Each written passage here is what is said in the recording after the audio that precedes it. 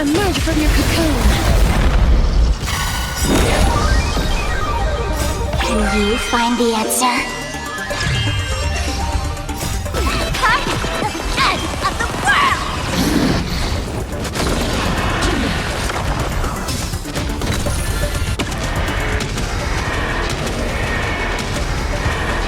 May death protect us!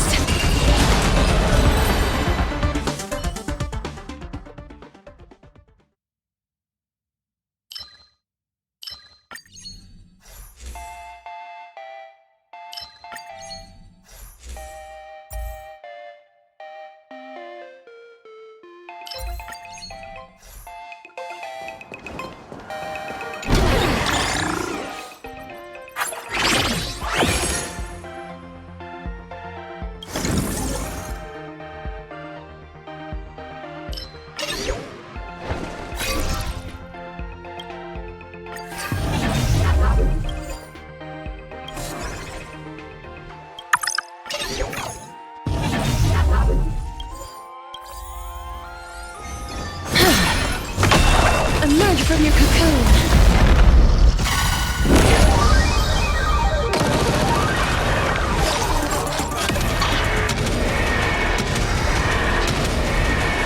May death protect us!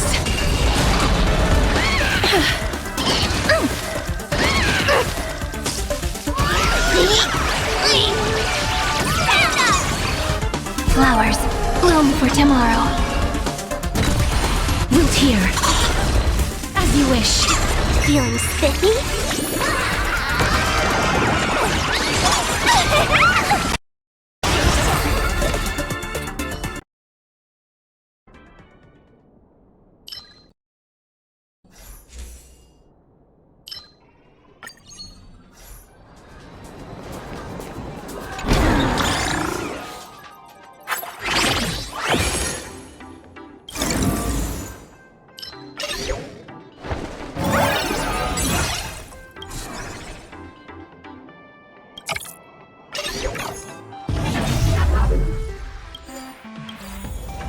Be careful. There's something unsettling ahead.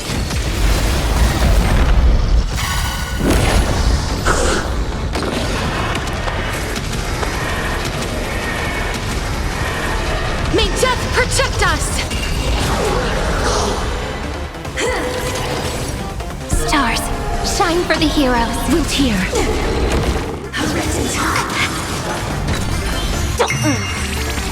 As you wish.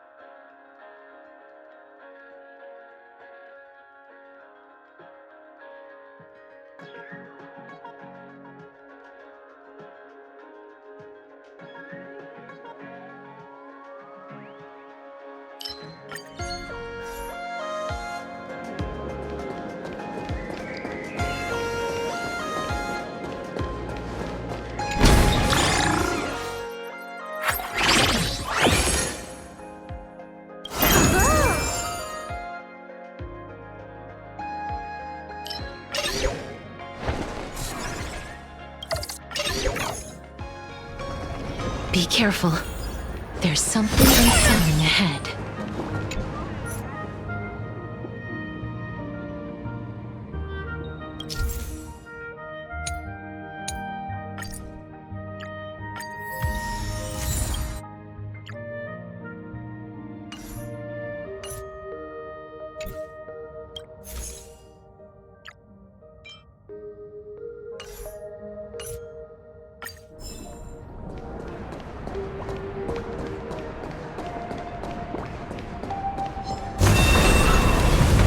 from your cocoon. Time to the end of the world! May death protect us!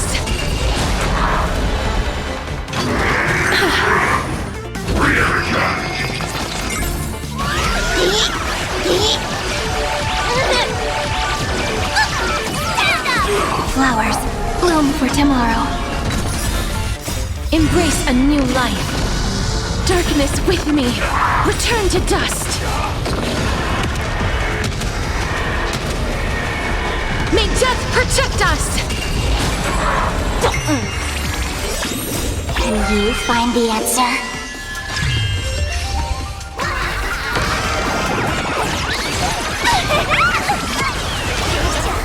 Root here.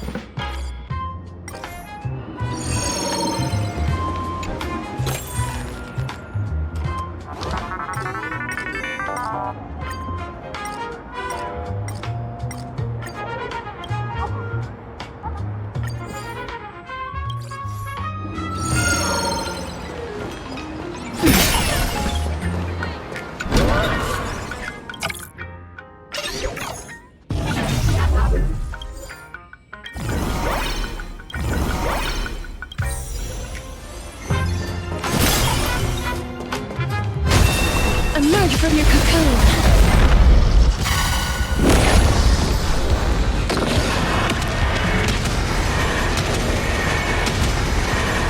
May death protect us!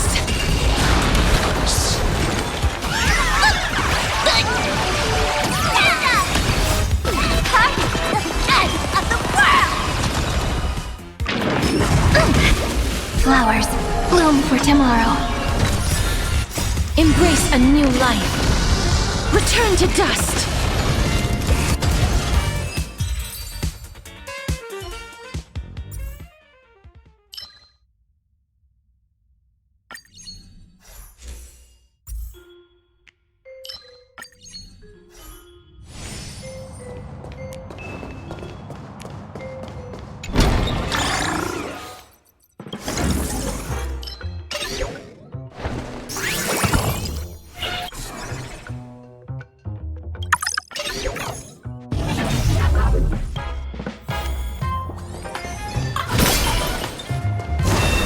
Emerge from your cocoon.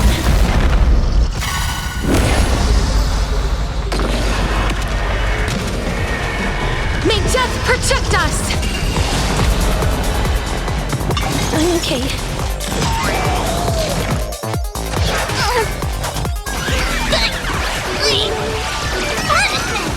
Stars, shine for the heroes.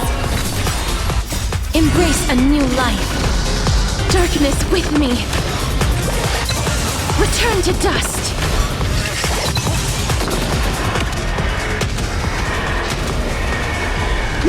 Protect us! Feeling spiffy?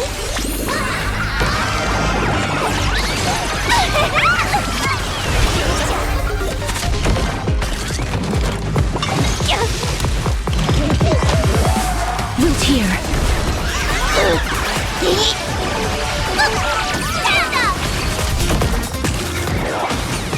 Tongue flame. Flowers, bloom for tomorrow. As you wish.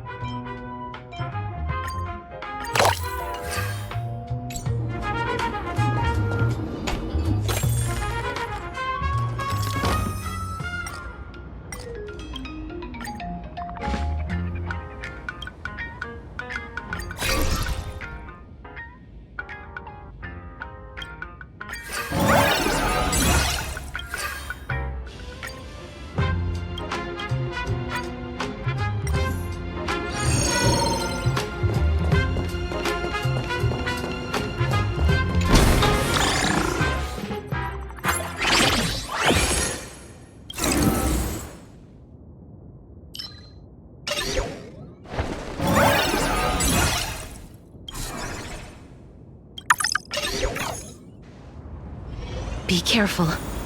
There's something unsettling ahead.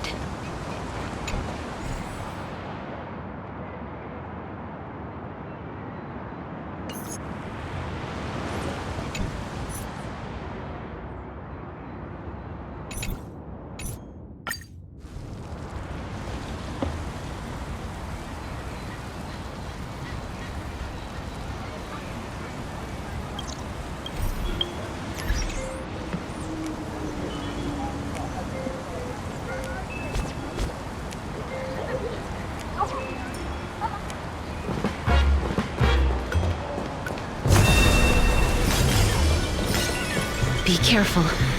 There's something unsettling ahead.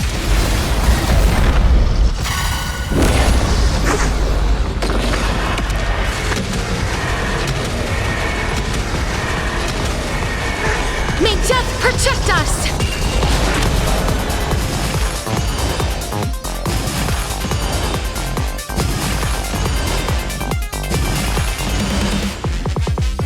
Your life's Reaper! Charge out! Hi! End of the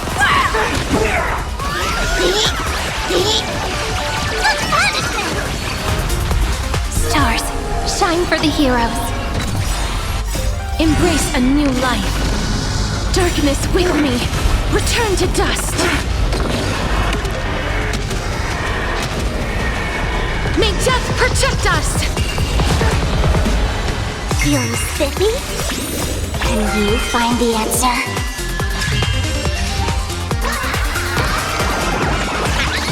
Congrats to you! Mind and best. Okay. Immortality. Root here.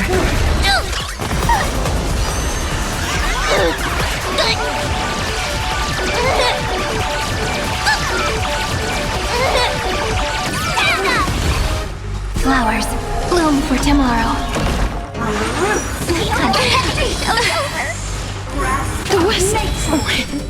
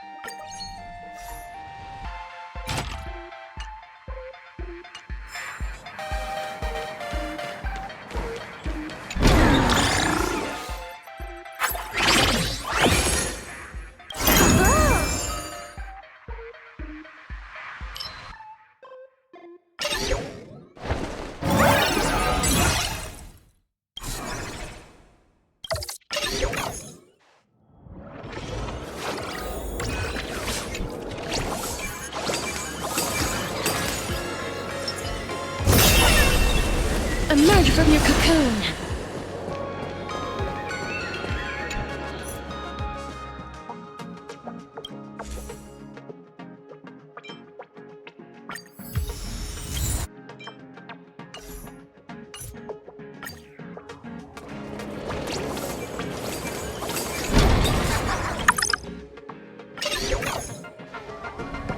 Be careful.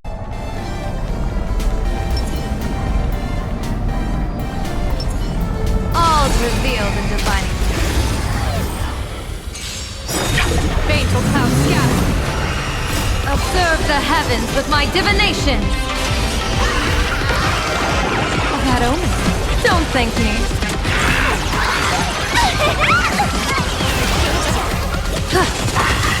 Soaring above the lands. This is permanent! Dispel the gloom! Restore the skies! Earth shatters, heaven trembles!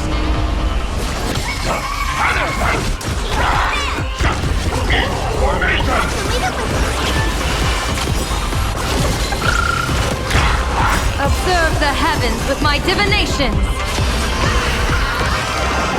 Test of luck. An explosive start.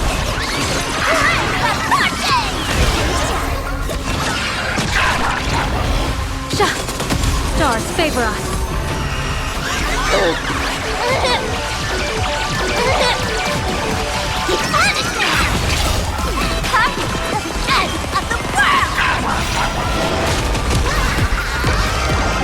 That omen. Don't thank me.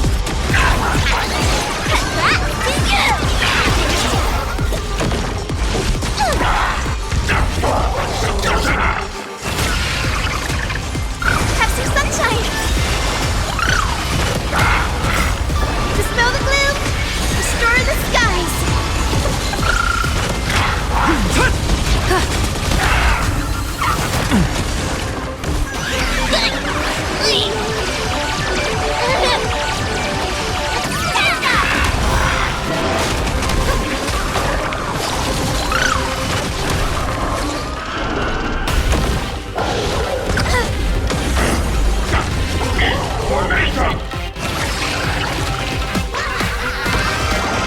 Test of luck. An explosive start.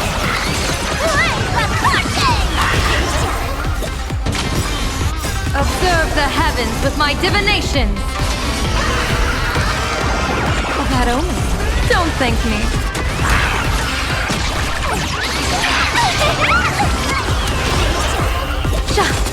Fateful clouds scatter. Soaring above the lands. This is permanent! Mountains move, dragons rise!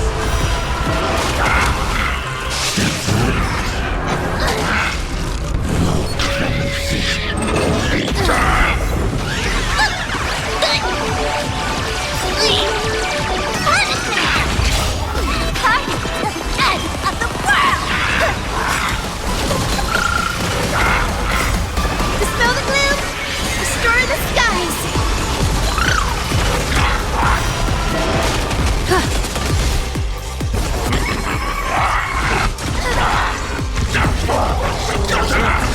Heaven trembles!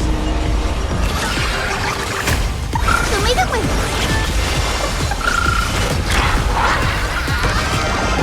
Test of luck. An explosive start.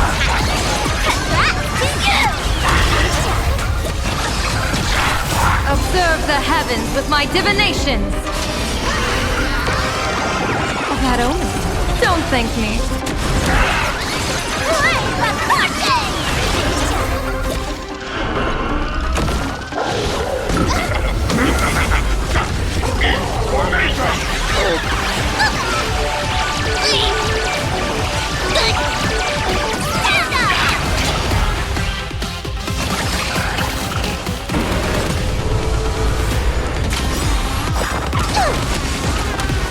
Observe the heavens with my divinations.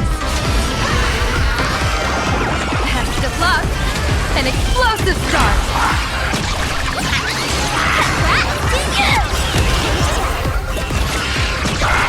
Soaring above the lands. This is permanent!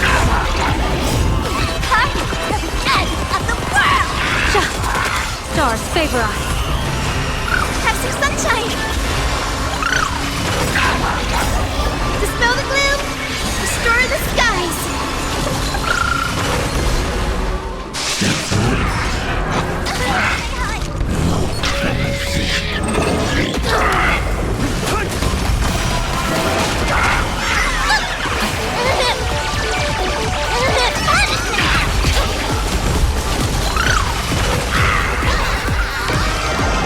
Bad omen. Don't thank me.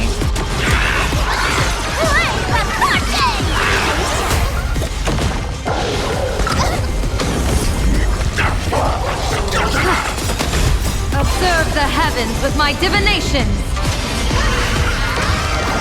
Best of luck. An explosive start. Congrats to you!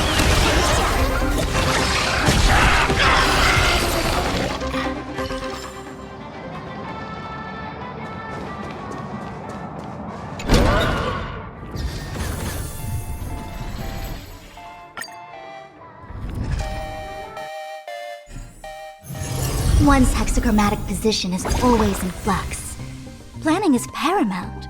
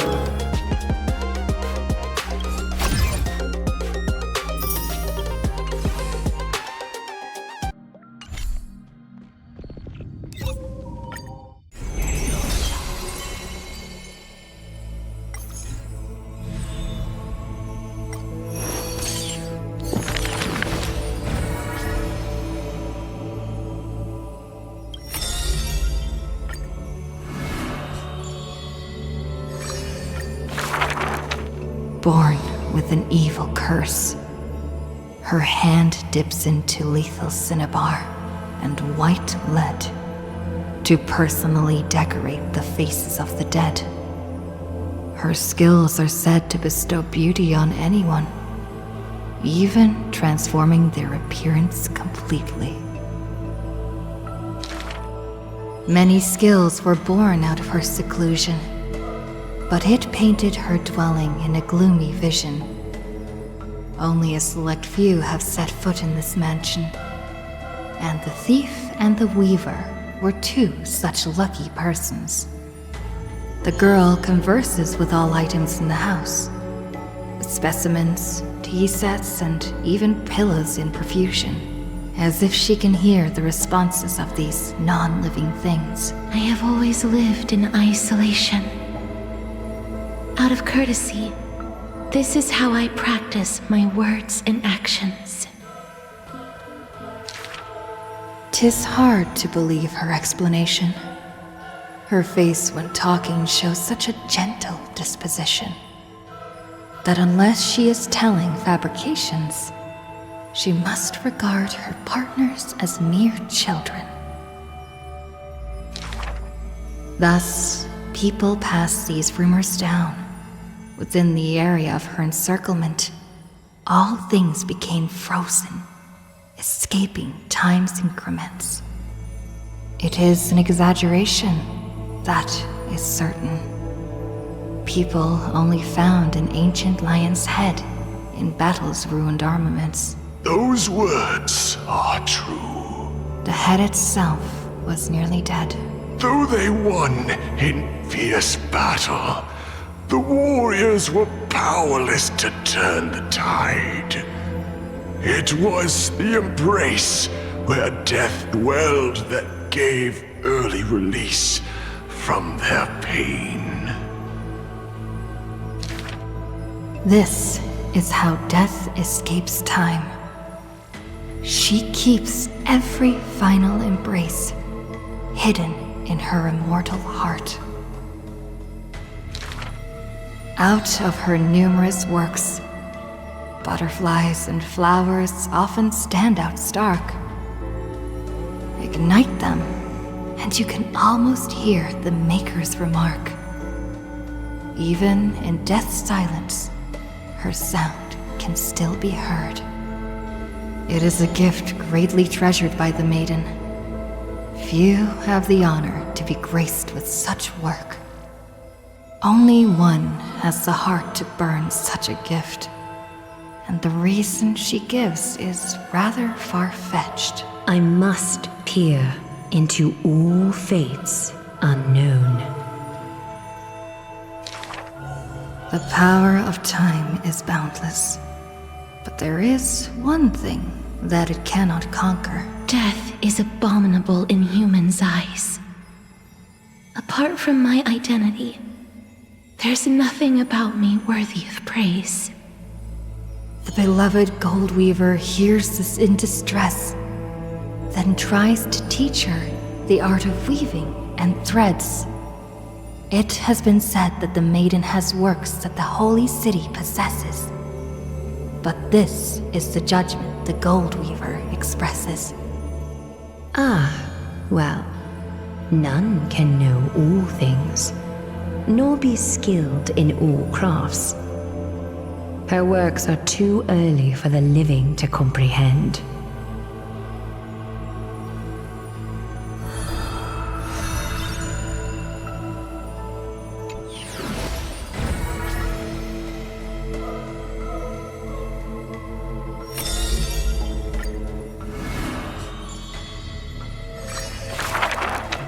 This is a tale buried in history. One day, a student elated in victory dashed around the Grove's territory. I saw the spell the professor carved on his body. The youth with white hair was beside himself in joy. It must be a power most secret, a means for one man to stand against 1,000. That spell was rare indeed, for it was a secret way to overturn a cart of hay. The scholar was still a mortal body, as yet to snatch life from death, or to reforge a new flesh through a god's remedy. Various minute tricks and parody, he studied them all, crafting schemes, oh so busy. For everyone knows, he wishes not to use the divine power that is his, refusing rightful custody. And in that unwitnessed moment of his death, final tragedy, he still held the hay cart spell steady, standing alone, facing the evil enemy. Now, that craft is regarded as a magnificent study, not because of what it was, but because of its purpose, known to everybody. In fact, he once crafted miracles, forging silent servants using soil as vehicle. Though no sentience, they do their job without obstacles, rivaling Titankin in spectacle. However, one day, he suddenly changes his tune. Creation is the Titan's work, and slavery is the Titan's manacle. When imitating divine evil, there's no need to invest reason, most pinnacle. When the servants have all been recycled, he deigns not to explain, fearing to waste his reason or muscle. So he jokingly concludes the questioning with a chuckle. If it's just for odd jobs, students are a better gamble. The way he addresses himself comes from elsewhere. An imitation of a divine machine with some flair. He happily answers 5 questions for those unaware. Knowledge seemingly given with stingy care. For a wise one, 5 answers reveal creation's secrets, the truth hidden and bold. But a fool learns but not, and is left in the cold. Now, inquire. That is in fact the scholar's crafty snare. He hides the answer he seeks behind questions posed by those unaware, doling breadcrumbs as bait to lure and compare, whether the inquirer may be worthy of his wisdom to share. The scholar never looks at laws and measurements, ignoring the flow and shift of time's passage, and uncomprehending students gossip in eager regiments. Why? Obviously to drag out class time as a statement. The student's answer seems rather adamant. He is panicked by the flow of time, for his work is yet done, yet to implement. The stubborn assistant interjects in a rare display of testament. This man is too arrogant, and he intends to desecrate Orynyx's accomplishments. The passing sage from another school brings admonishment. Outside the courtyard, the gossip flows into the scholar's ear. He silently gives a grade to every question and argument. But none know the true answer, according to his judgment.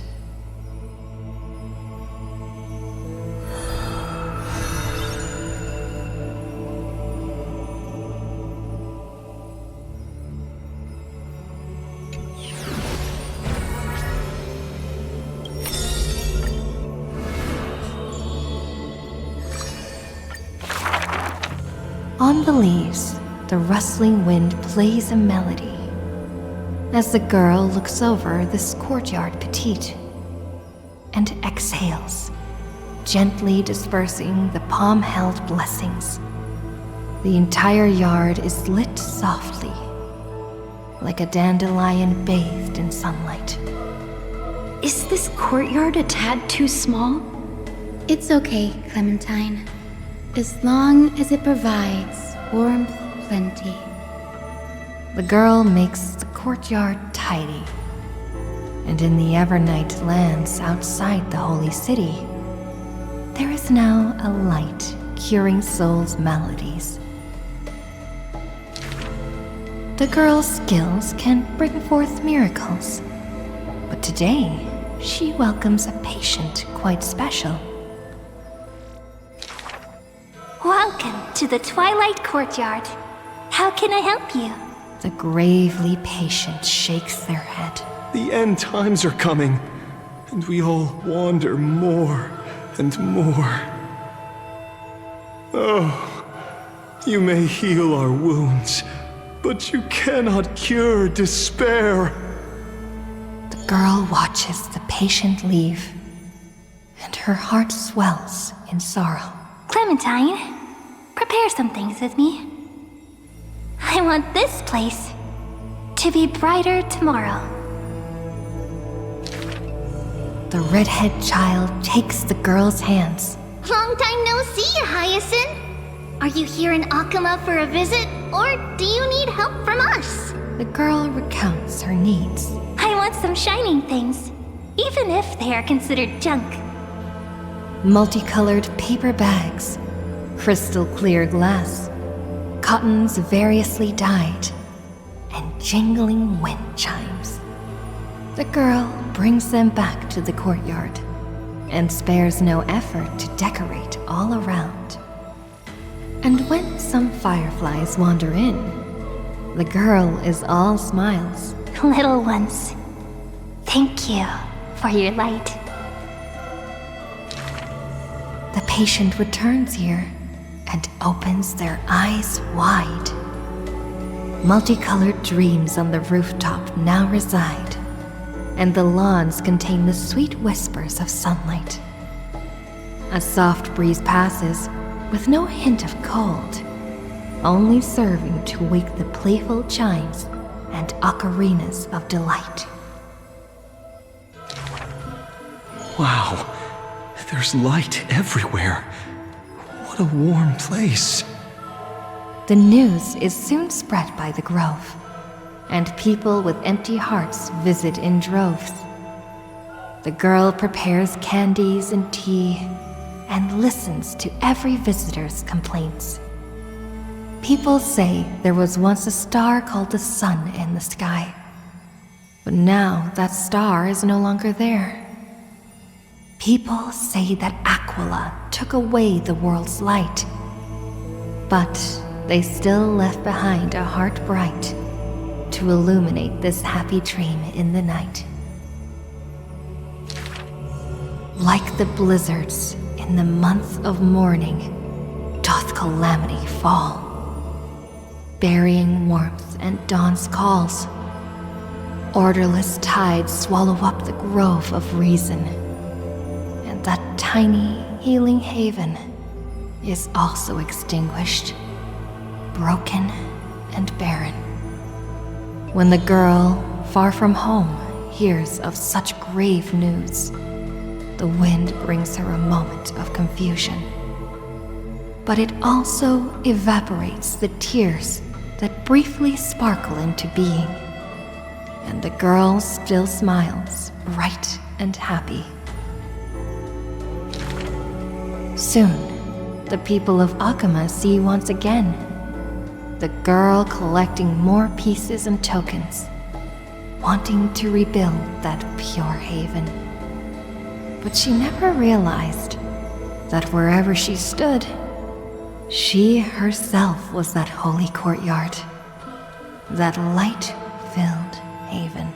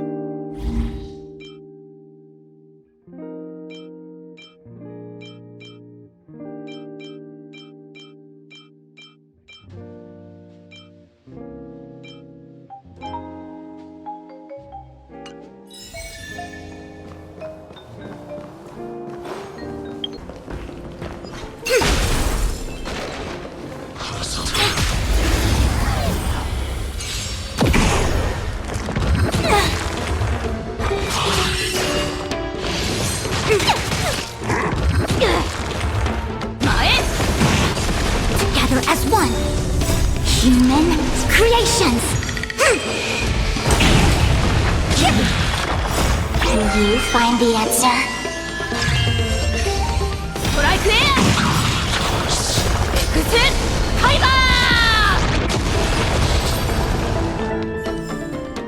All things shift in divination.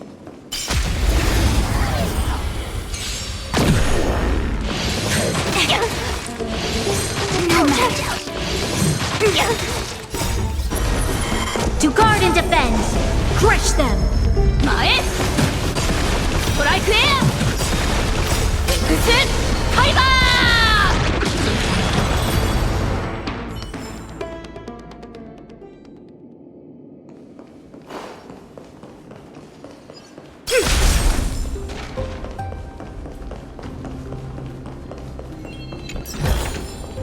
As divined.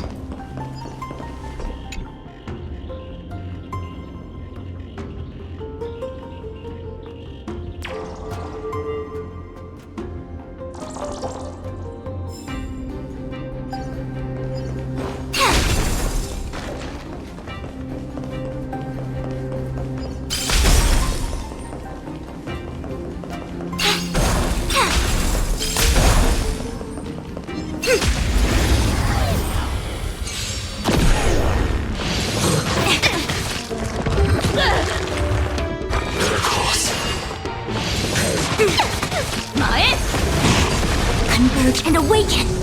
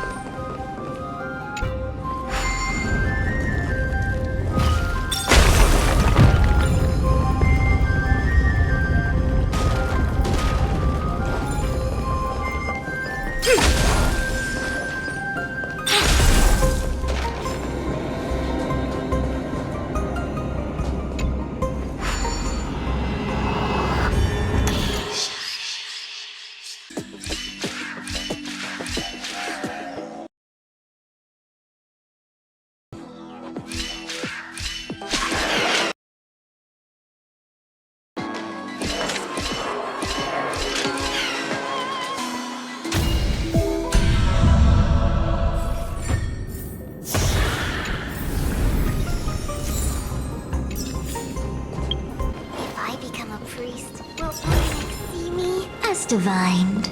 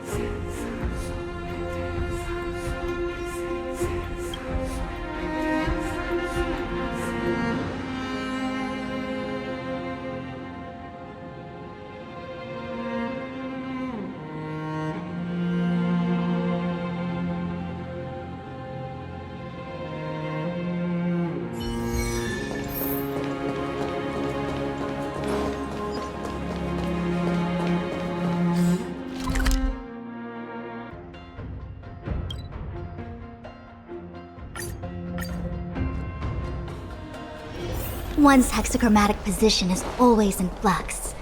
Planning is paramount.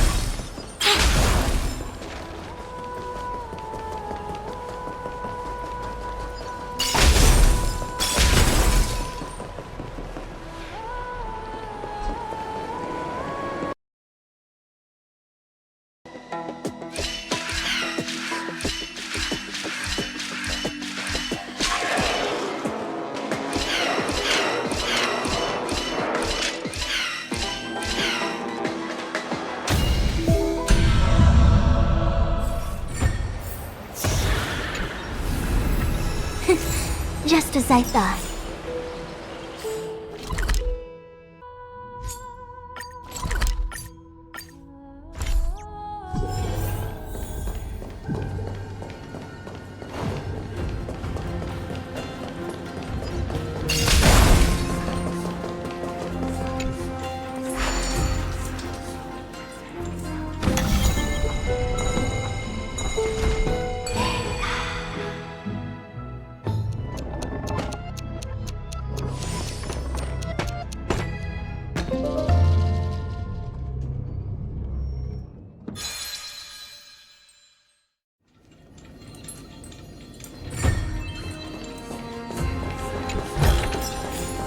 Divine.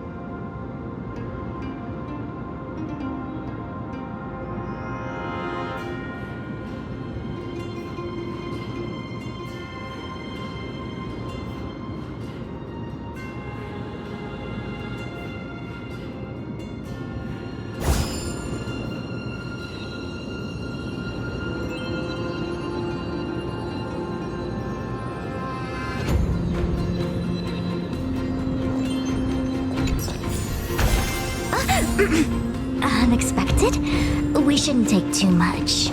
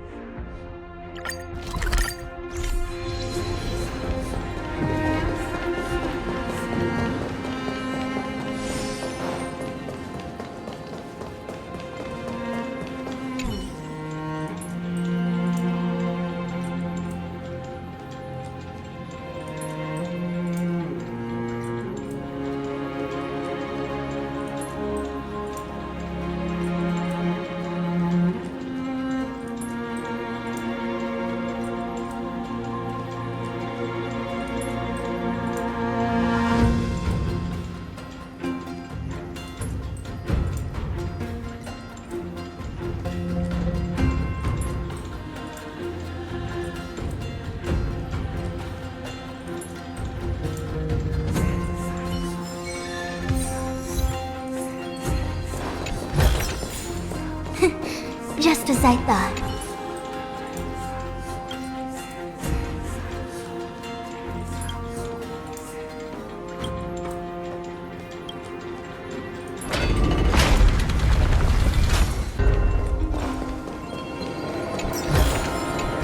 As divined.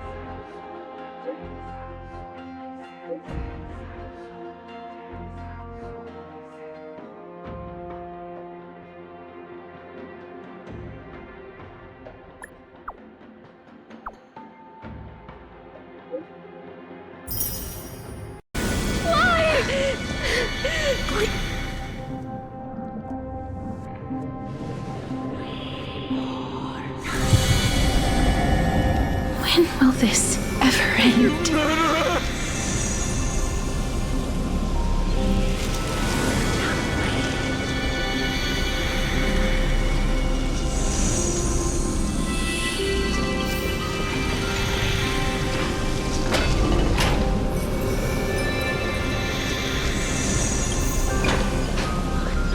Come. What are you trying to do with me?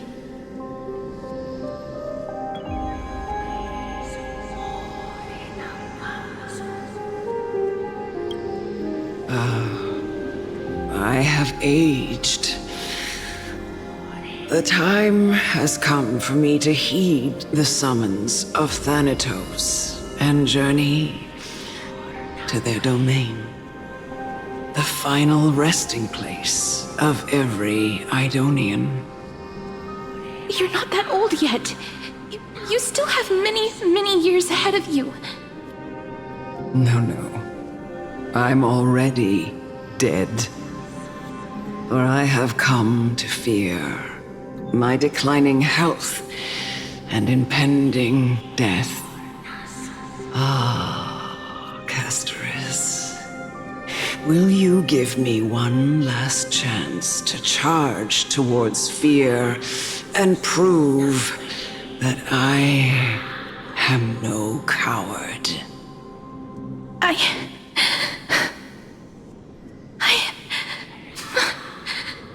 can't take this anymore! Child, it was I who brought you here from the frosty plains and set your farcical fate in motion.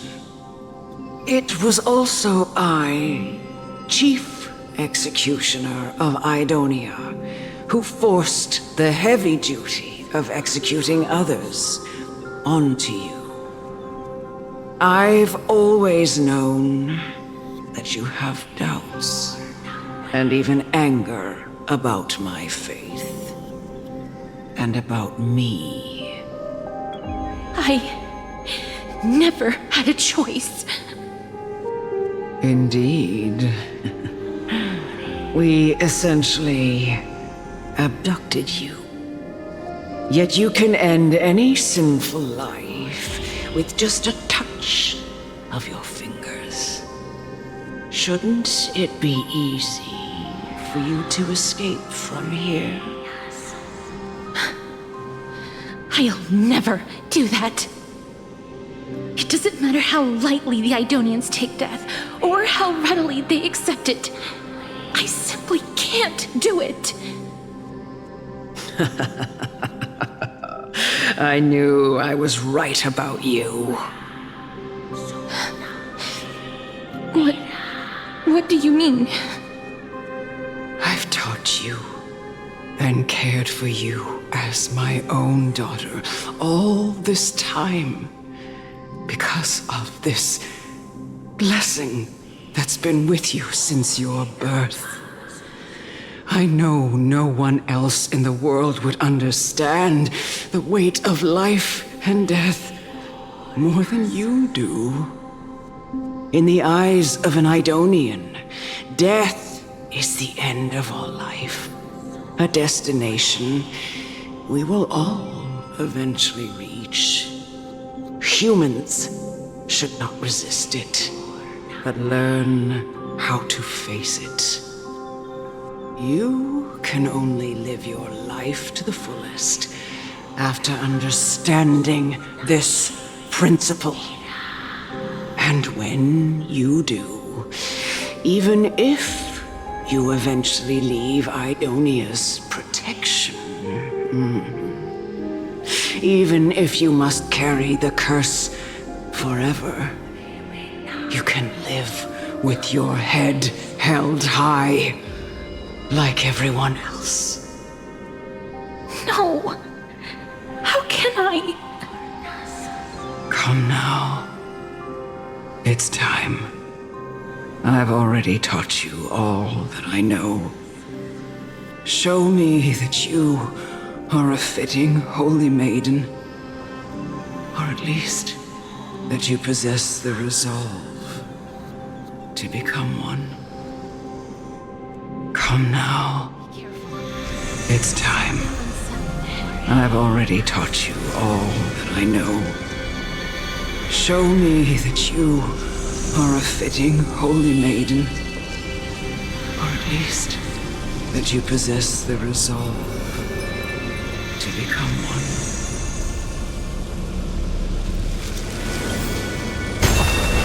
Emerge from your cocoon!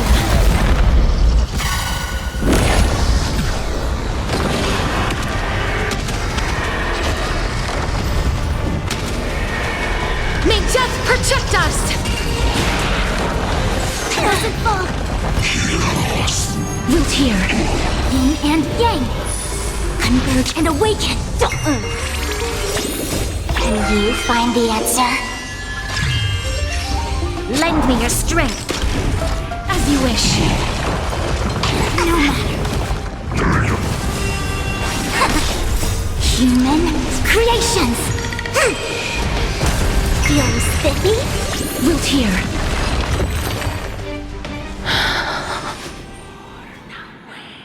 This was the last time I followed her command. I gently touched the elderly woman before me. The executioner, who had seen too much death, died the same way as everyone else. A gasp for air, a wistful look in her eyes, and a barely perceptible tremor in her fingertips. Elder Amunet, the person who tried to teach me about death, ultimately vanished like dew in the morning mist. She spent her life embodying the beliefs of the Idonians, and when death finally came, she embraced it exactly as their doctrine had taught. I have nothing but respect for her. I erected a cenotaph in her honor in the marshes outside Idonia's city walls with the others I had laid to rest. Then, I set out once more in search of Thanatos. It was a long, long journey. I heard so many discussions about death along the way. Life finds meaning in death. The world improves because there is an end. It seems the most terrible darkness in this world. Everyone talks about its heavy weight. Some resist it, some worship it, and some even revere it. How did a disappeared titan become the deepest fear of humankind? And why do they haunt my dreams? I continued my travels to seek an answer. Initially, I was running away. Then, I started searching for it. And now, at the end, I just want to know if my touch, if my embrace, can do more than taking things away. Can I make anything? Can I leave anything behind? I don't want to die. Please, I fucking you just let me go. I don't want to die, please. I don't want mercy like this. Just let me go. I need him. I don't...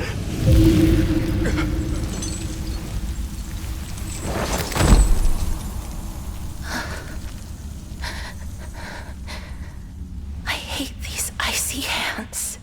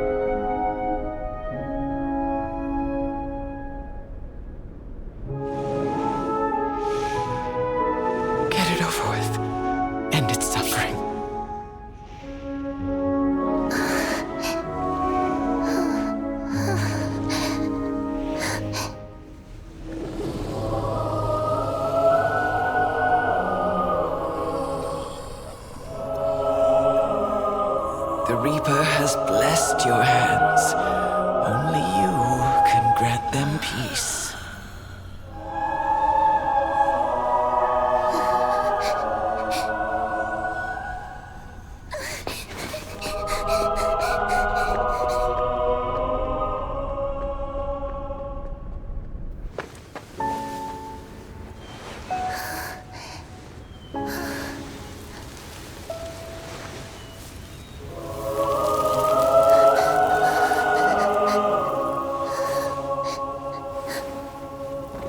Embrace death. Walk alongside it.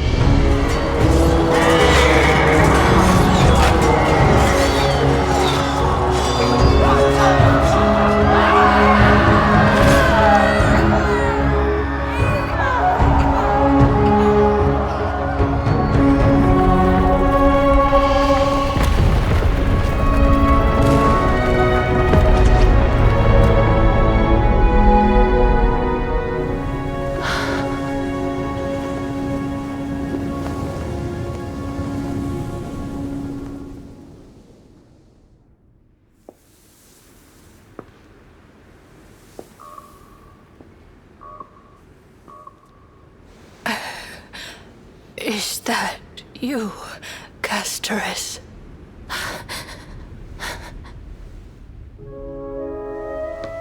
All of them have gone, heeding death's summon, crossing into their domain. I must go too. I don't fear it, just I have some regrets. Watching people leave this world again and again, it must be lonely for you. You must want to desperately embrace them before they go. I can't. These hands, they're too cold.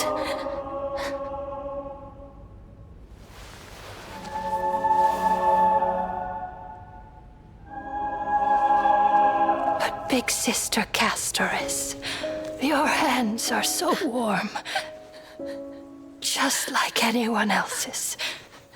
So go on. Don't hold back. Give me a warm hug.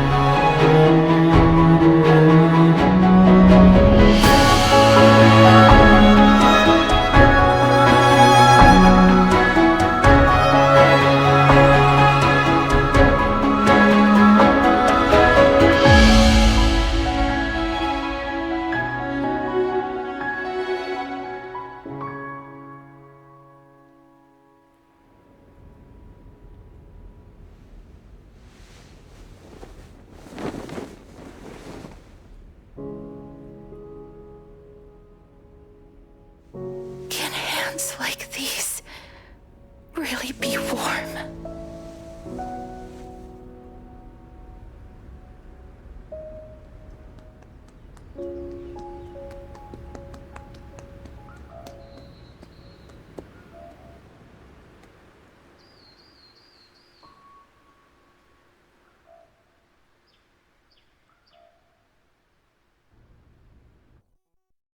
On the day that Orynyx's trial ended, you must have had many questions. I felt just as confused. Why, as someone from beyond the sky, were you so cruelly dragged into Amphorius's fate? I wished I could take action, but no matter how hard I try, I cannot simply interact with the living as ordinary people do. Even when we brushed against each other unintentionally in the grove, and it was obvious that nothing had happened. When an almost unattainable hope finally welled up in my heart. When I thought that perhaps my touch would no longer bring sorrow, fate declared to me, it wasn't that the curse of death had finally been lifted, but that your soul no longer belonged to this world. And there was nothing left for my hands to take. Nothing. And did I really think this time would be any different? It's not that I don't understand this reality, just that I'm unwilling to accept it. Having walked such a long road, I am still unable to find the answer to life and death. I am resigned to eternal despair. Anything I wish to hold on to, death will inevitably wrest from my grasp. From that moment on, I lacked the courage to confirm it again. Until Orynyx laid bare the cruel truth before us.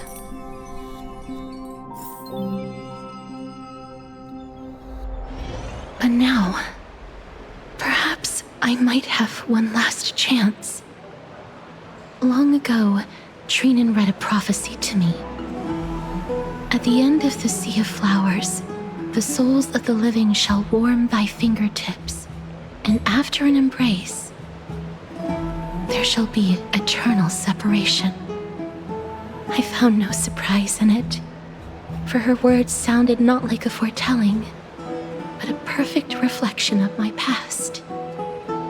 Embraces in this world are born of reunions, yet my touch speaks only of farewells.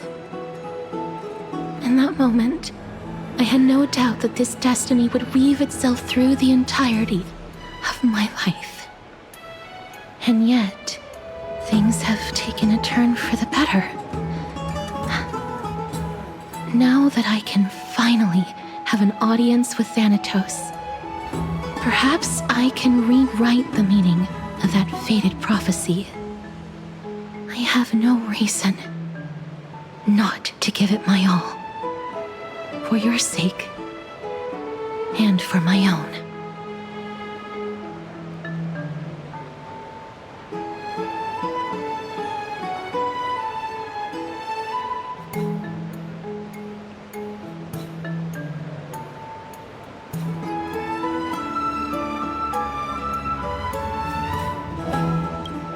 With that, I won't have any regrets.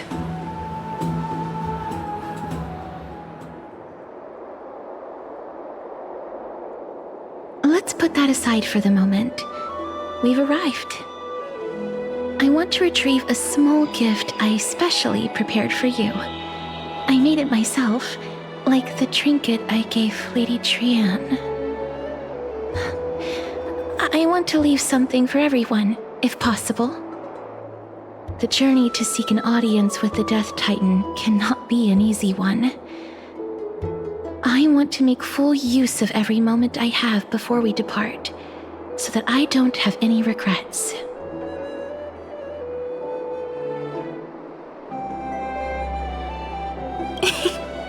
No, it isn't. You'll know when you see it. Look, it's right there. Huh? Where did it go? What's going on?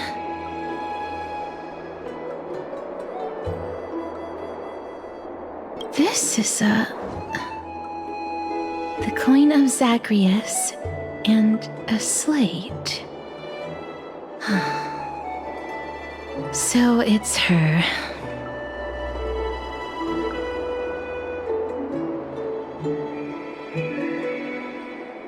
It's Lady Cypher, the demigod of Zagreus whom Lady Aglaia had spoken of. She's a master thief who's left legendary tales all over Amphorius. So many years have passed, yet she's still announcing herself in such a crass manner. Let's just do as the slate says and look for Lady Cypher.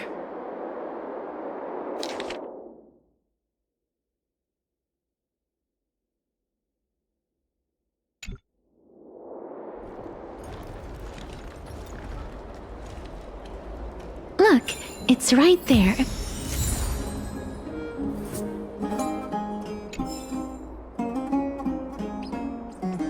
Huh?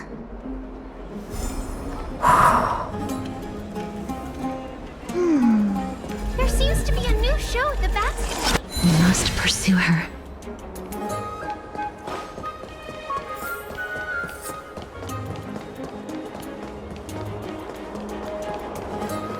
Huh? This is a trick she left for us.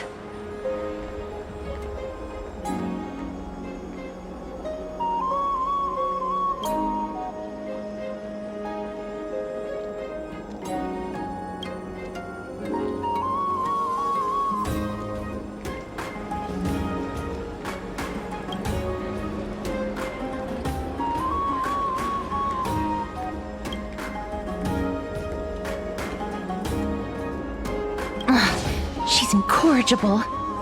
Follow me.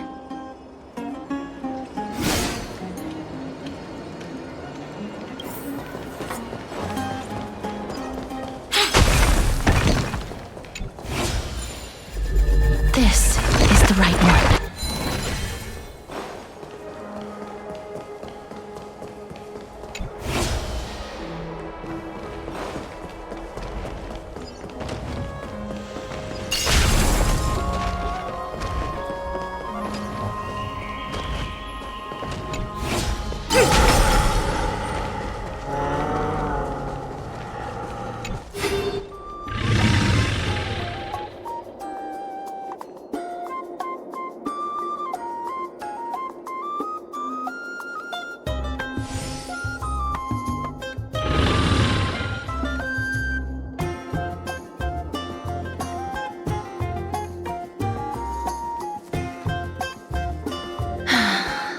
Lady Cypher, please come on out.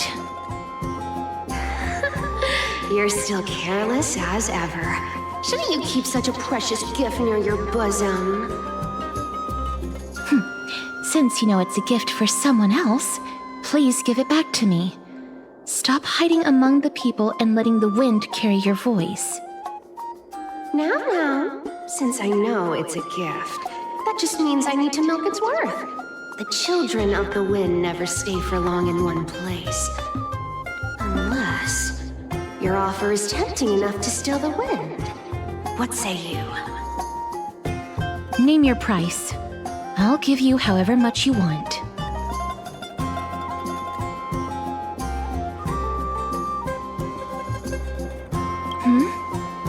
What's wrong?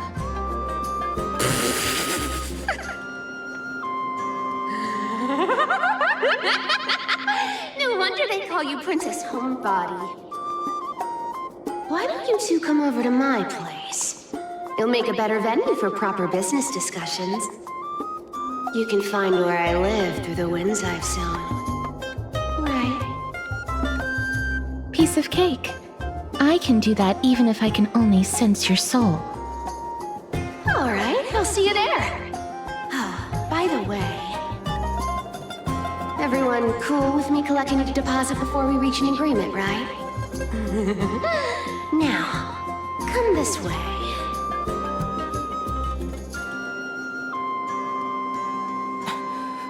Where did my dew of divine blood go? She's incorrigible. Follow me.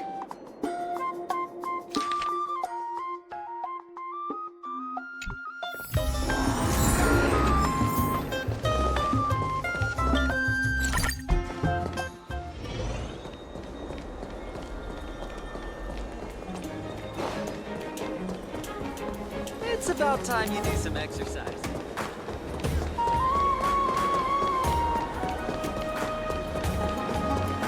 Does it really work?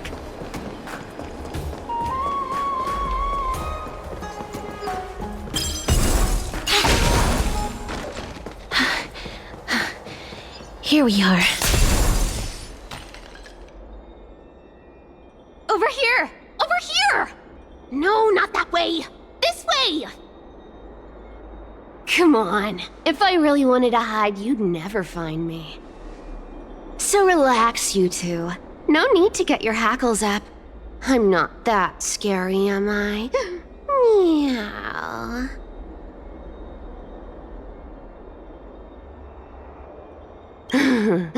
No way. Some people might have been into that a millennium ago, but it's long since gone out of style. Loosen up, buddy. Shall we get down to business? Give me the jewelry piece first, or everything's off the table. Oh, come now. Don't be so upset. Relax. Relax.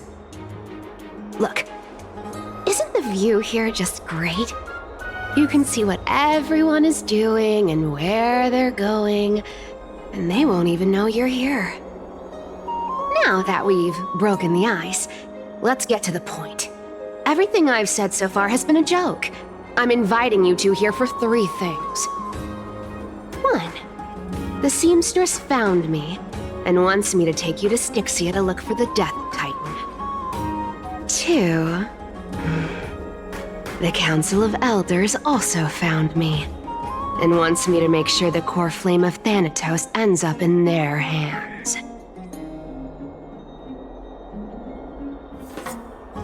last but not least, I'm telling you that I'm not interested in doing either of those things. Don't go look for the Death Titan. The end.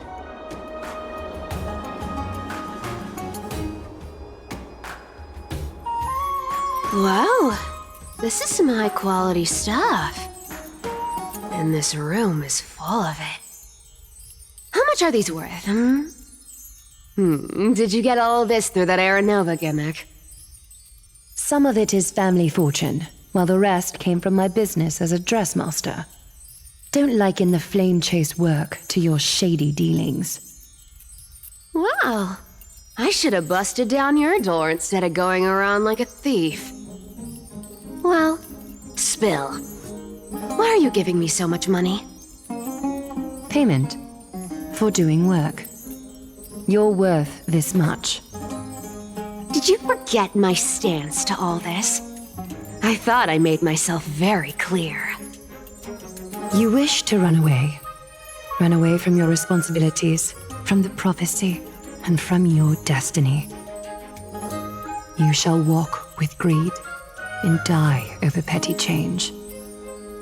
I understand this prophecy weighs on you immensely. That is why I have never reproached the demigod of trickery for running away. But I need you right now, so don't turn me down. You know, maybe the gods got your tongue with their golden threads, Aglaya. I'm not hearing any sincerity in your words. Give me a reason why you're bowing your noble head to me. We lost Trian. Oh. The divine power of passages is running out. I need another demigod to escort Castorus and help her fulfill her lifelong wish. Oh, I get it now. You're sending Castorus to her death. And you want me to die with her. This is Castorus's own request. I have never seen her so determined. She brought this up herself? You're not pulling my leg. She's also made up her mind to leave her confused past behind. As will you, Cypher, when you finally make up your mind. Don't be so sure. Time is hard in the likes of you and I. But Castorus remains pure as driven snow. She can always turn back before the end, you know? Maybe she'll remember Trian's sacrifice. Maybe she'll remember the countless martyred Chrysos heirs. Maybe she'll remember you, with your one foot in the grave. I ain't as optimistic as you about what she'll want to do. Tell you what, why don't I take this room of treasures as a security deposit, and we make a bet? Go on. I bet she'll change her mind and turn back. Now, if I lose, I'll do what you want me to do. Return this deposit to you, plus giving you another room full of treasures. How does that sound? You sound like you have all the confidence in the world. In that case, let's make a pact with those conditions. I hope you're prepared to lose it all. In conclusion, I want to win. So I hope you two can give up on going to Styxia. I'll give all the treasures in that room to you. And you can split it between yourselves, however you want. What do you think? Tempting, right?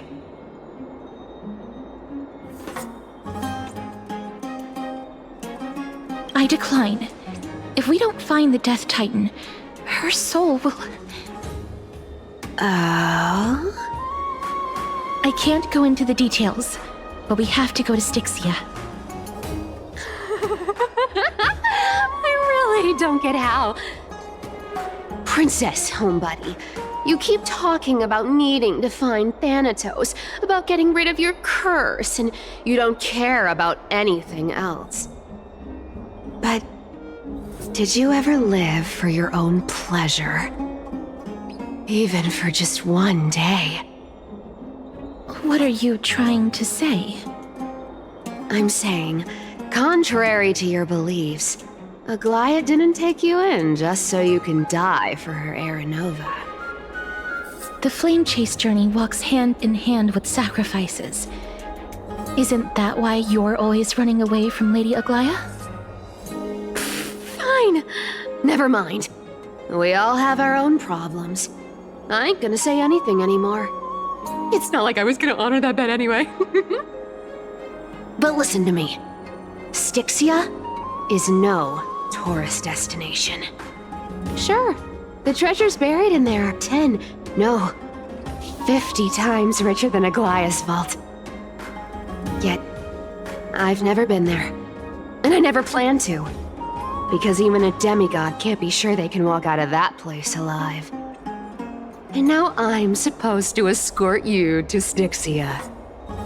Sure. Pay up.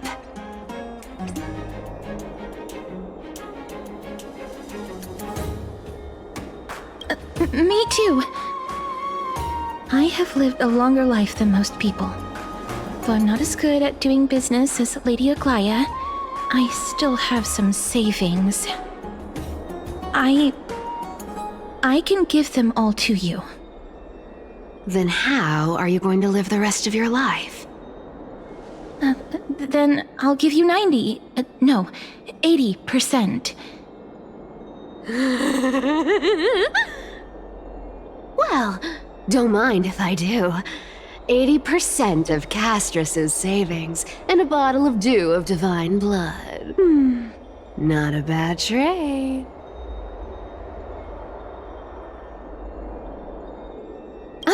Okay. I didn't know you hold grudges. Gray mystery. Here! Catch. Be careful with that! A minor change in plans, though. Don't go to the bath tomorrow. Come look for me at Akima's city gates instead. So, why are you changing the meeting place? Oh, nothing really. Just a bit scared of the seamstress's frosty face. I wouldn't stay a second longer in Akima if it were up to me. Well, now that we've struck a deal, why don't I give you guys a lift back? It's gonna be a long ride, so have a good rest.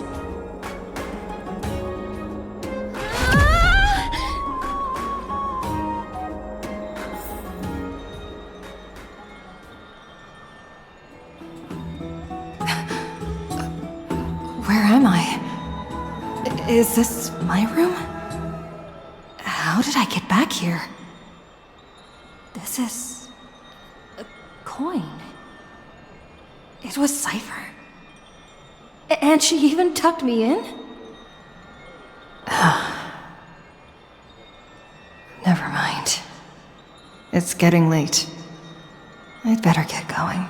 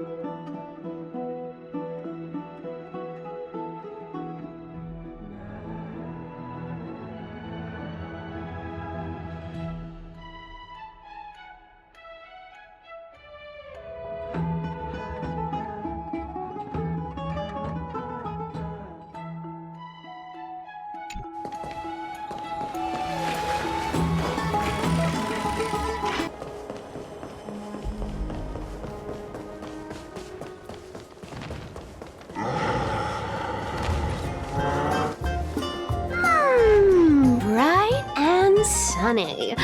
Just the weather for farewells. You are here.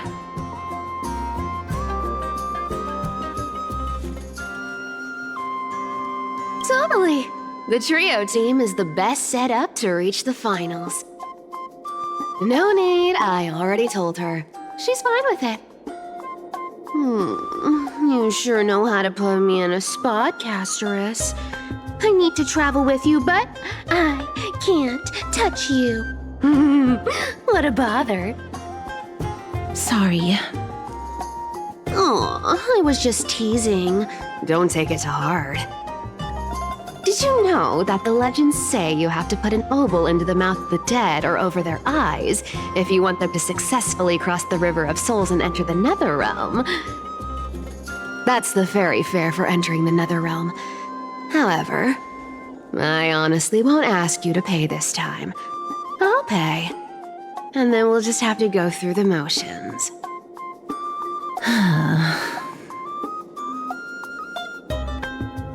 Hey! I'm just trying to make this journey feel more special, okay? Don't read too much into it. Alright, pass me the coin.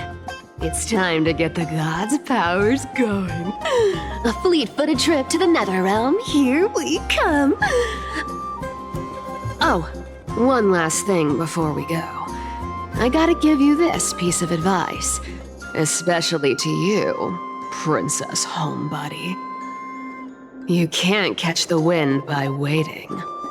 You only live once, so make the most of every moment you have. Get ready, be steady. Hey, your turn. Don't be nervous. After all, it'll be gone in the blink of an eye.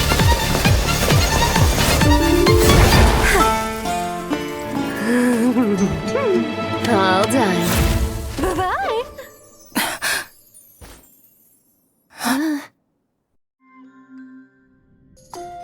Are you feeling all right?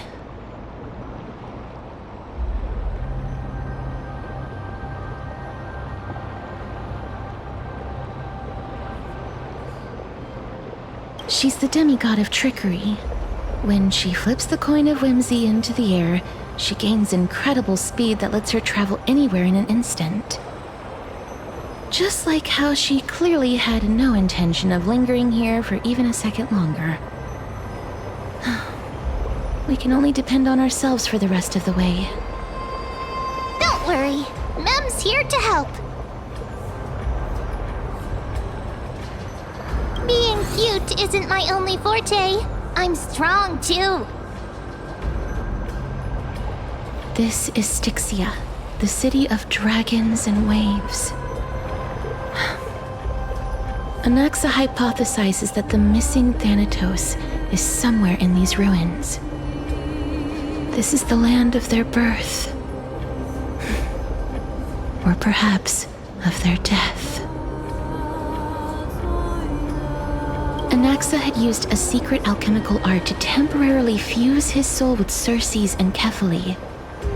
And when he was on the verge of death, he was pulled by Thanatos and caught a glimpse of the flowing river of souls. This alchemy, considered a sacrilegious act, might actually make the souls of mortals and titans attract each other.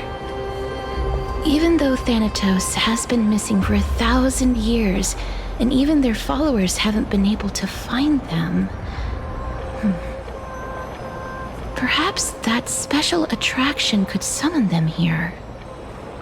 Oh, so are we going to use that Philosopher's Stone to conjure the Titan? I guess that's the only way.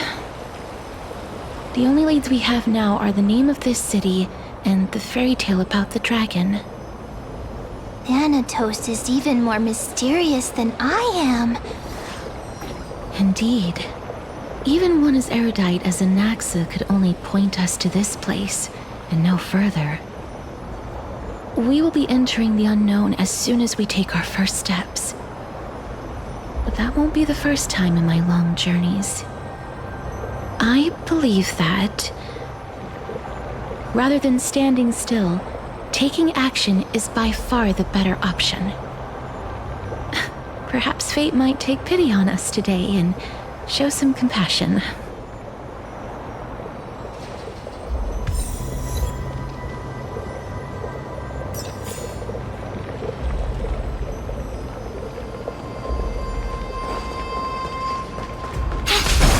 Go back whence you came.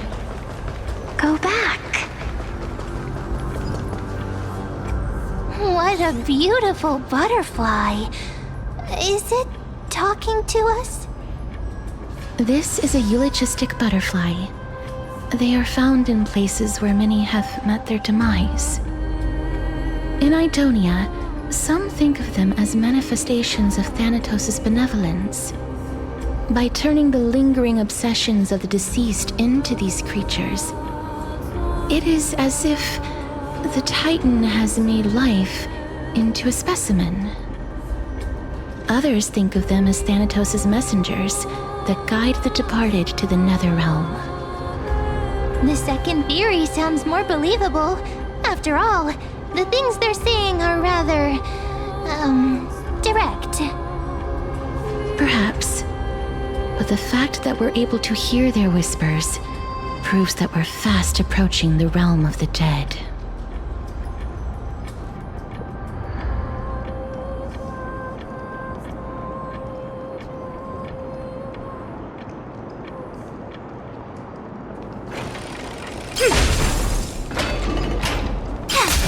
These shadowy figures. Are they illusions reflected by the River of Souls?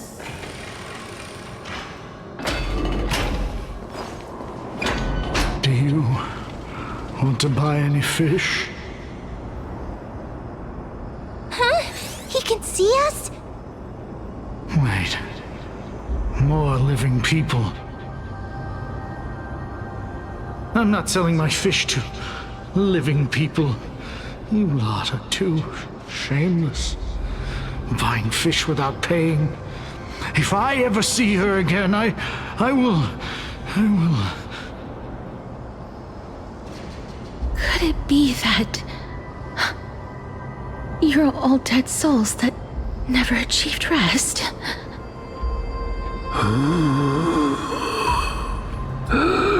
The Nether Realm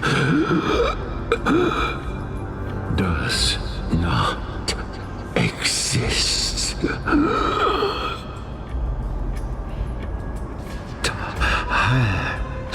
Titan rejects you. Me.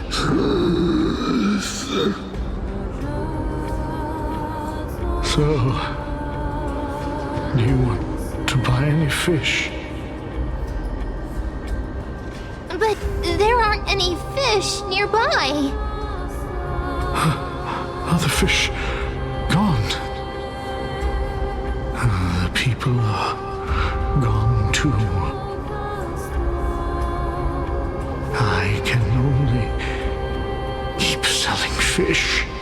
So, do you want to buy any fish?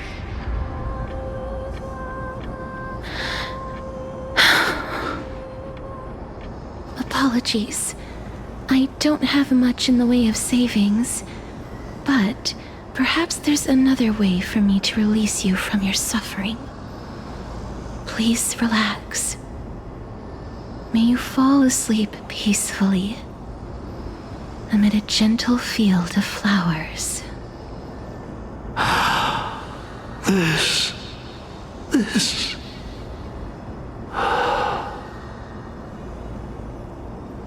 I knew it! These people aren't illusions. They're the souls of the deceased. They're supposed to reach the end of the West Wind by floating down the River of Souls.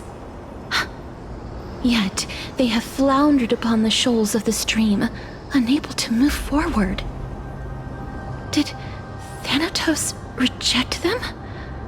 Or perhaps they didn't really die at all?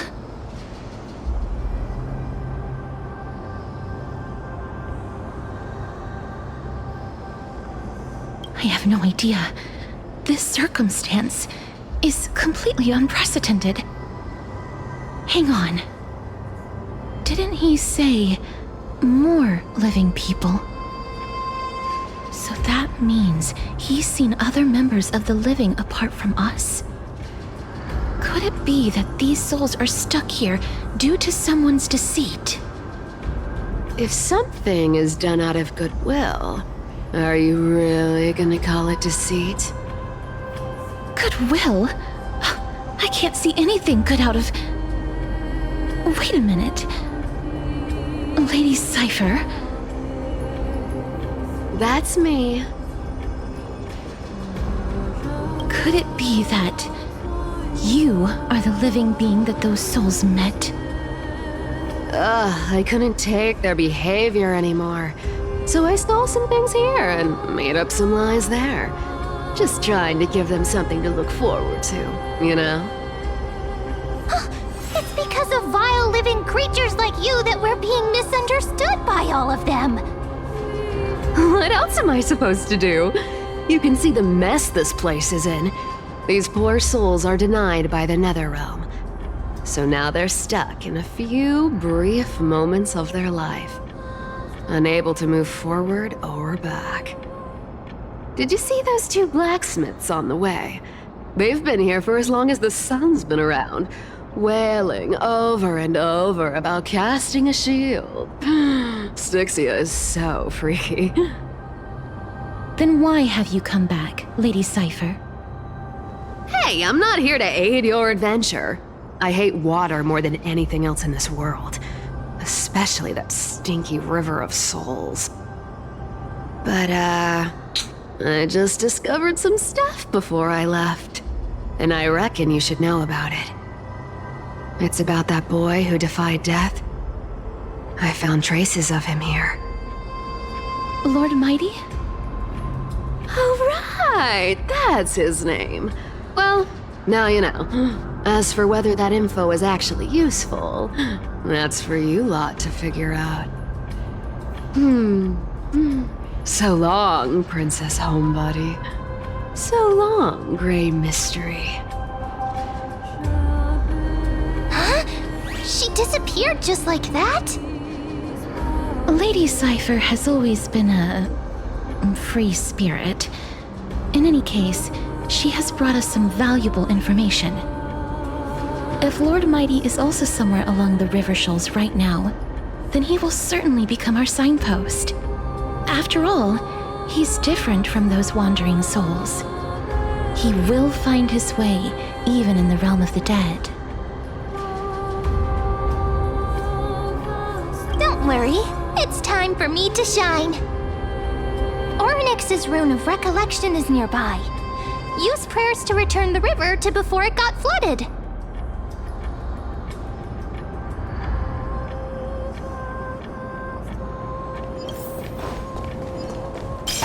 Hey, over here!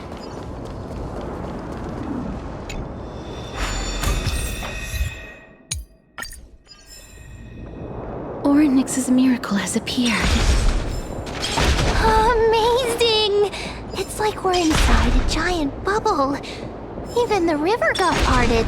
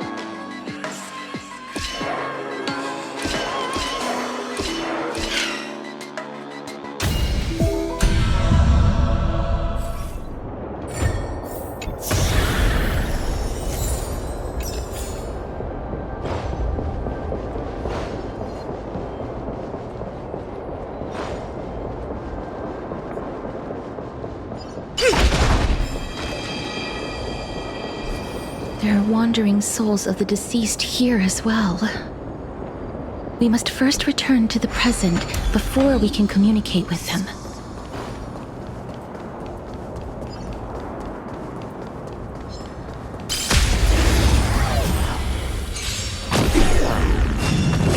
Troublesome.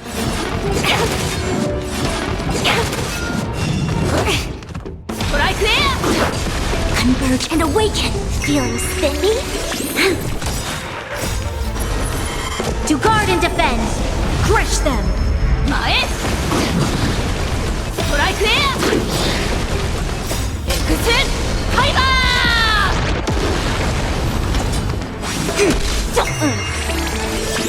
Can you find the answer?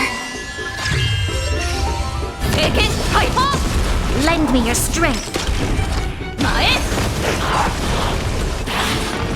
Troublesome. Feeling spiffy? But I clear! Human creations! Koishiki! Mae! Exit! Hyper! All things shift in divination.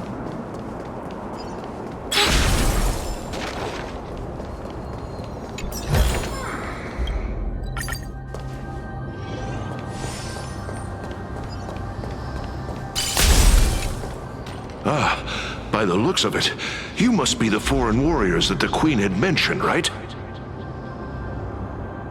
Since the current campaign requires the utmost care, I wasn't able to make time to welcome all of you.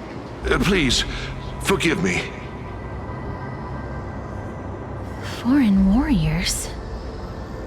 A priestess, a warrior, and a divine beast. You look identical to the blessed saviors that the Queen described. What? A campaign? Who are you campaigning against? Nobody knows, as of now. Of the scouts that went ahead, only one has managed to return. He says that the land ahead is a forbidden land that should not be approached, as it is the doorway between the netherworld and the mortal realm. As for the rest of the scouts, they've completely lost their souls and are decaying by the day. While there is still dissension within the city, the scholars agree that this calamity was so unprecedented that it needed to be given a new designation. An unprecedented calamity. Could it be death? It seems that you have indeed heard about this. Well, death is just one of the possibilities. It's too early to come to a definitive conclusion. A world that has never seen death. Looks like these people lived in the Era Chrysia before the Calamity Titans descended upon the land. May I ask, where is the scout who managed to come back? Though he returned to Styxia, he only had enough left in him to last no more than half a day. However, it was his intel that convinced us to rally together.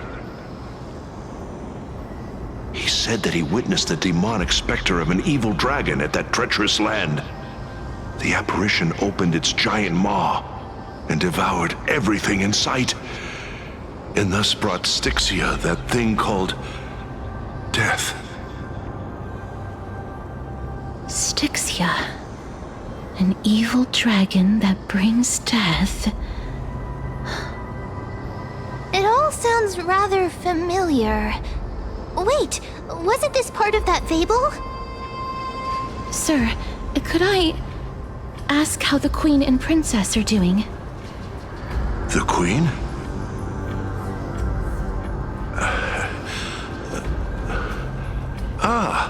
By the looks of it, you must be the foreign warriors that the Queen had mentioned, right?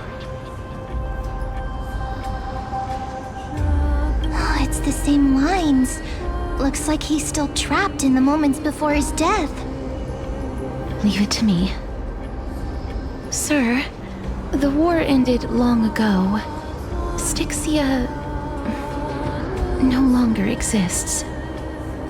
Styxia is no more? This cannot stand! Newcomers, hurry up and go take your positions! Oh, looks like it's difficult for this gentleman to accept reality.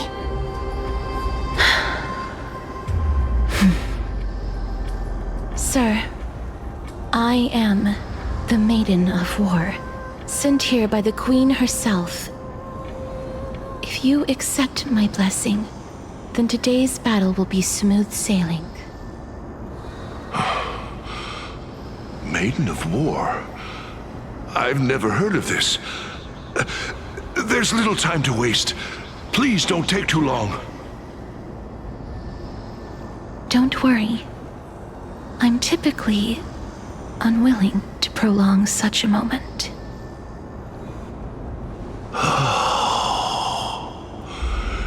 Is it over? Have we won?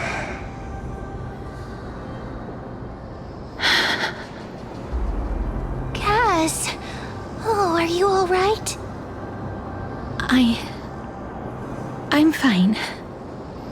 I just didn't expect that I would still have to embalm others, even in the realm of the dead.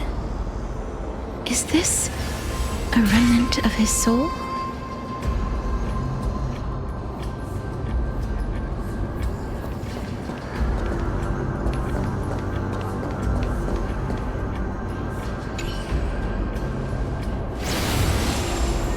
Well then, why should I place my trust in you?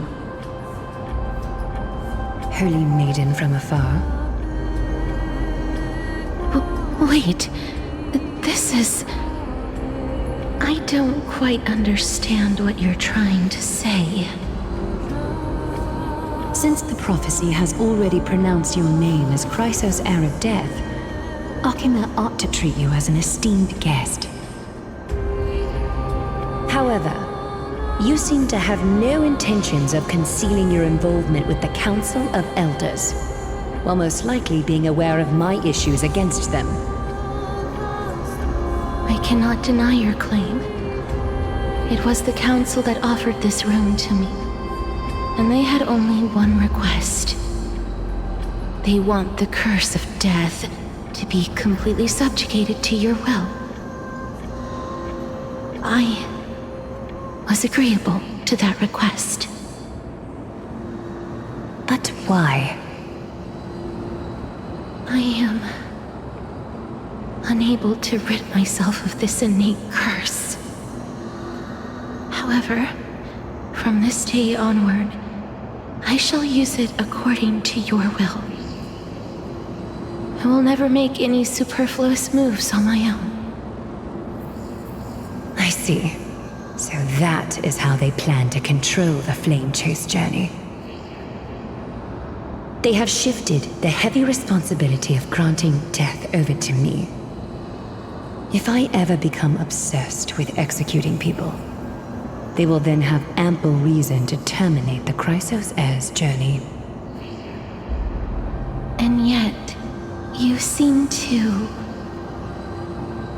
not mind. This is quite surprising to me. That's because the fate that we were born with is a burden far heavier than that of an individual's life. I've woven many unforeseen events into the tapestry of fate. This is but one instance. Tidy up your precious garments and come with me. Akima welcomes you, Castoris.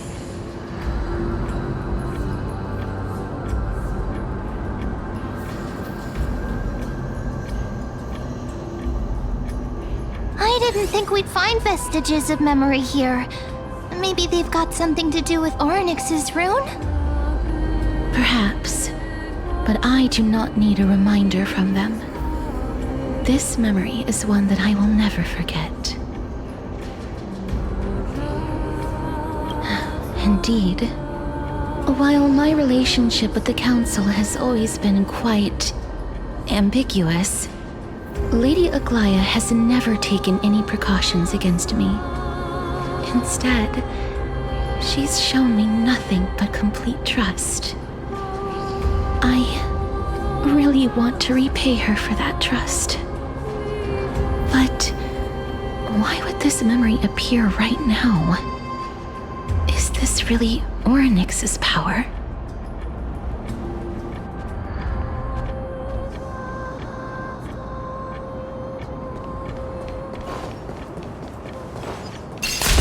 Could these dead monsters actually be... If Lady Cypher is to be believed, this could be the handiwork of Lord Mighty. He's still fighting against the Black Tide, even in the Netherrealm.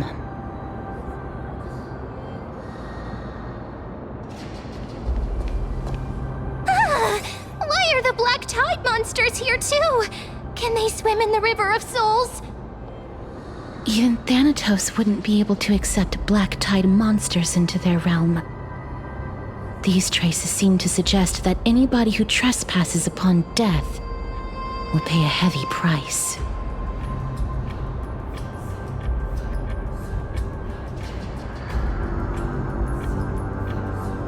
Since the realm of the dead must remain peaceful, it's imperative that we rid the place of such discordant noise. Please stay back. Let me deal with these enemies.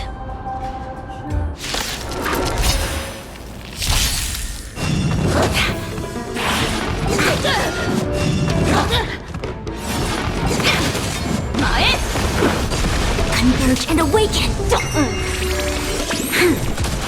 Strike there! Mae! Exit!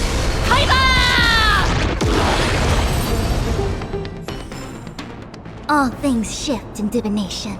The path ahead is blocked by the River of Souls again. In that case, let's go back to the past. This miracle sure is handy. This is yet another aspect of a Titan's divine power. If Dan Heng was around, he'd definitely be able to raise the waters of the River of Souls into the sky.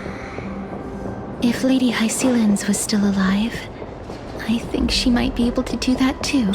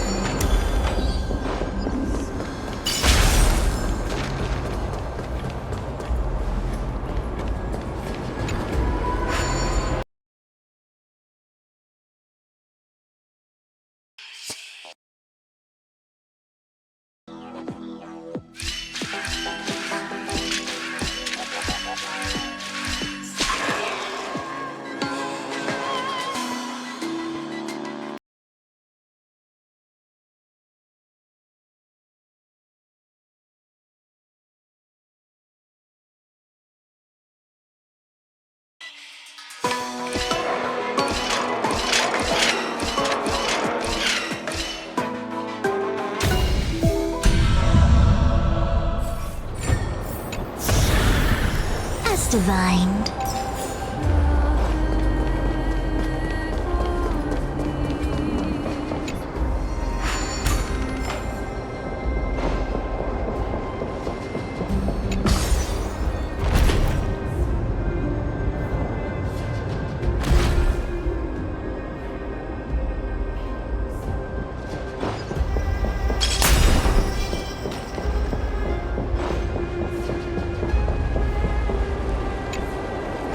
You seem to be able to discern both the past and the future.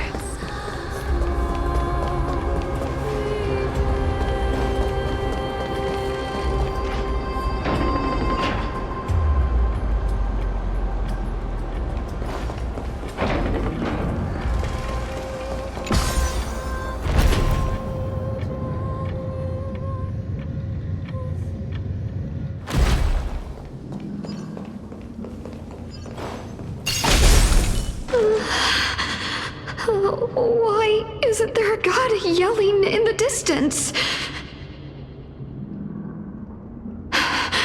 Indeed, my downtrodden fellow, your sorrow and joy are but means for me to amuse myself.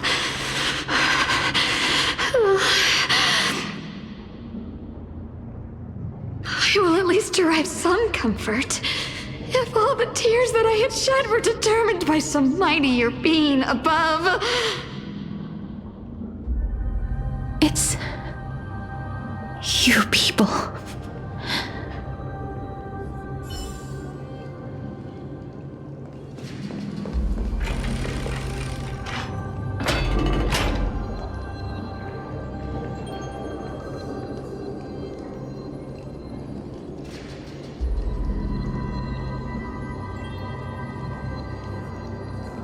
Oh, this place.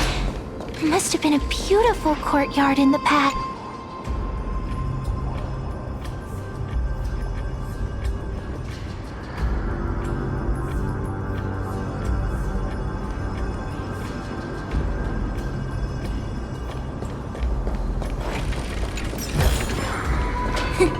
Just as I thought.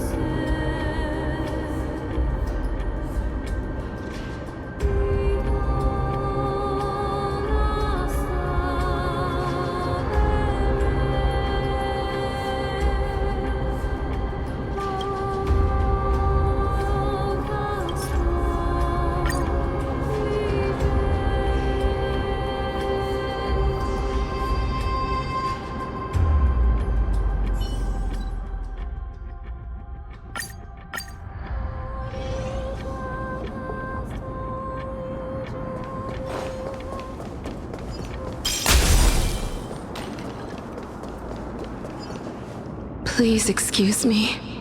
I am but a scholar from a distant land who had the misfortune of falling into the River of Souls and turned into a member of the dead. Huh? This one seems to know that she's already dead. Oh, I was merely speculating, but it seems I was right. And you... I recognize you. You're the Holy Maiden of Death from Idonia, right? I'm sorry. I cannot bring you back to life. However, should you desire it, I can end your prolonged limbo. I'm well aware of that. Even if you were able to revive me, I would never choose that option. That's because I didn't fall into the River of Souls by accident. Instead, I leaped into it to seek my death. Why? If you could see the life I've led, then you would not reproach me so. My life was far too miserable. But I did not expect things to stay the same even in death. What a joke. In escaping my mortal life, I've entered a millennium of pain instead. Circe's above. What cowards humans are. For we fear both life and death simultaneously. I'm sorry. I am also powerless to answer that question. That's all right, Holy Maiden. At least you are able to respond to me. Please, grant me death. Circe's above. Does this count as thinking till the moment I die? I have seen too many farewells. Her distress is quite commonplace. There are those who will end their lives over what seems to be the smallest of worries. For For some people, this power that I possess is a blessing rather than a curse. But I never managed to convince myself of that. Cass, are you still trying to create a world without death? Yes, because when placed under time's vast scales, there is no worry in this world that cannot be solved. This is a wish that I've held for almost a millennium.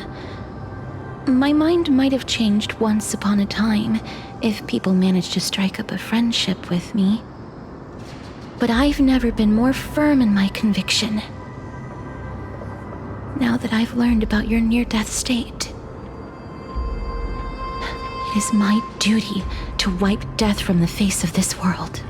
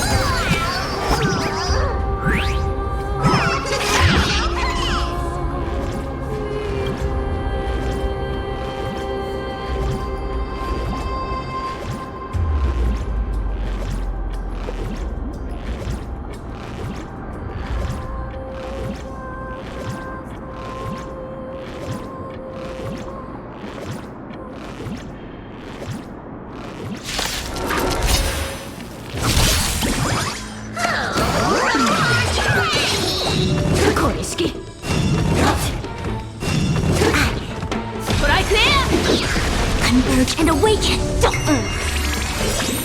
Can you find the answer?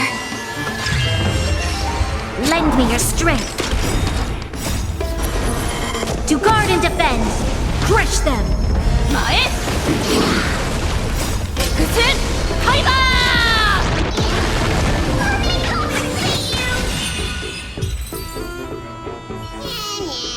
All things shift in divination.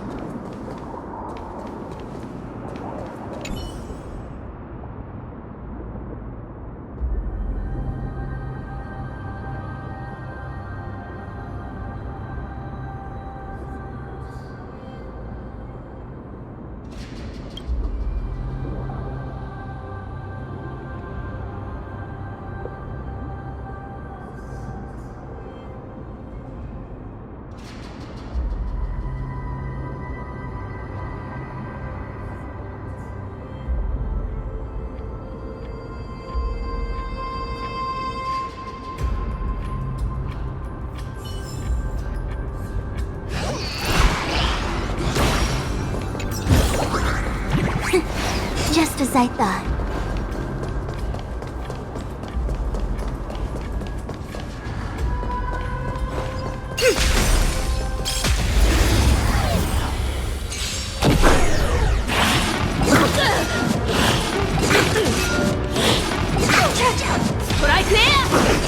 Together as one.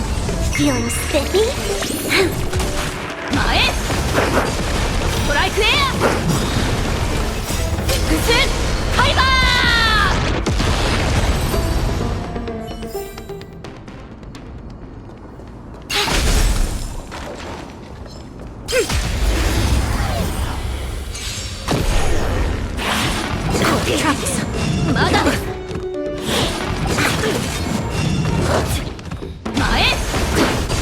Converge and awaken! Human creations!